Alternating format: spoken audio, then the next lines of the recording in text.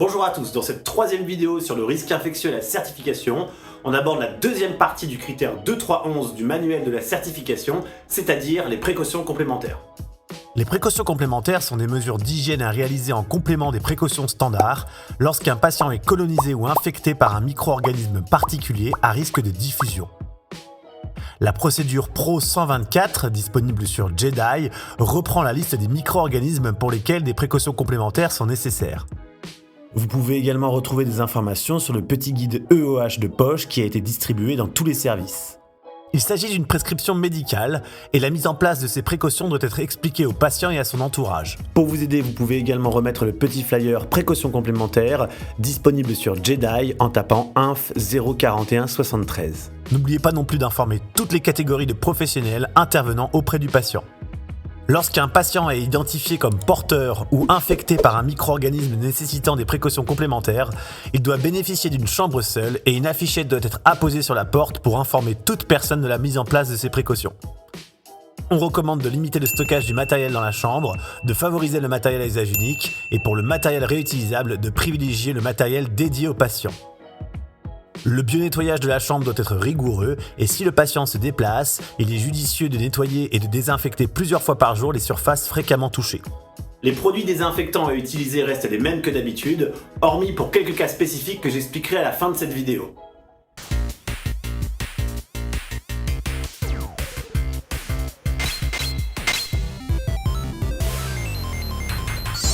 Les équipements de protection individuelle ou EPI seront différents en fonction du mode de transmission du micro-organisme. S'il s'agit d'un micro-organisme à transmission par contact, par exemple un staphylocoque doré résistant à la méticilline, il convient de systématiquement protéger sa tenue par un tablier dès lors qu'il y a un contact avec le patient ou son environnement proche. Attention, le port des gants n'est pas systématique et se fait selon les précautions standards. S'il s'agit d'un micro-organisme à transmission gouttelette, grippe, VRS, coronavirus, les professionnels de santé et les visiteurs doivent porter un masque chirurgical dès l'entrée dans la chambre. Les EPI doivent être disposés sur une colonne ou unité mobile de protection dans la chambre. Pour les micro-organismes à transmission air, rougeole, tuberculose, varicelle, les professionnels de santé et les visiteurs doivent porter un appareil de protection respiratoire ou masque FFP2 avant d'entrer dans la chambre. La colonne doit être disposée à l'extérieur de la chambre. En cas de précaution air, une aération de la chambre sera nécessaire plusieurs fois par jour et il faut limiter l'ouverture des portes. Une fois les masques chirurgicaux ou FFP2 mis en place, attention à ne pas les tripoter. Et si c'est le cas, pensez à faire une friction hydroalcoolique juste après. Je tiens à souligner qu'on ne parle plus d'isolement septique mais de précautions complémentaires. En effet, s'il paraît judicieux de limiter les déplacements du patient à l'extérieur de sa chambre, on ne recommande plus un isolement strict qui peut avoir un impact psychologique important. Si le patient est en précaution gouttelette ou air, il faut qu'il porte un masque chirurgical s'il sort de la chambre. N'oubliez pas non plus de l'éduquer à la friction hydroalcoolique. Il est également recommandé de limiter le nombre de visiteurs si le patient est en précaution complémentaire. La gestion du linge et des déchets se fait dans la majeure partie des cas selon les précautions standards, sauf encore une fois pour quelques cas spécifiques, mais j'y reviens tout à l'heure.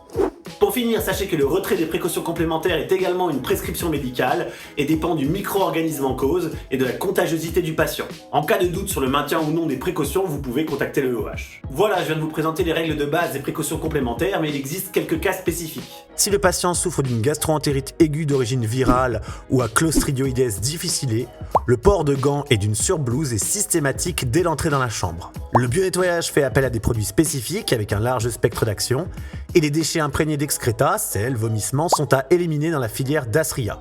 En cas de parasitose comme la gale ou les poux, on recommande également le port systématique de gants et d'une surblouse. Pour les poux, il paraît également judicieux de rajouter une charlotte. Et le linge doit aller dans la filière contaminée, il sera nettoyé à plus de 60 degrés. On arrive à la fin de cette vidéo, on n'aura pas eu le temps de balayer tous les cas de figure, mais ce qui est important c'est d'avoir une certaine curiosité et si vous tombez sur un micro-organisme que vous ne connaissez pas, c'est de vous poser la question, est-ce que mon patient nécessite des précautions complémentaires? Si vous avez besoin d'aide, n'hésitez pas à contacter l'EOH au 2 38 69 ou en nous envoyant un avis EOH via le plan de soins infirmier ou le logiciel de prescription médicale. Vous pouvez également faire une recherche par mots-clés sur la gestion documentaire JEDI. Et moi je vous dis à bientôt pour une nouvelle vidéo. Ciao!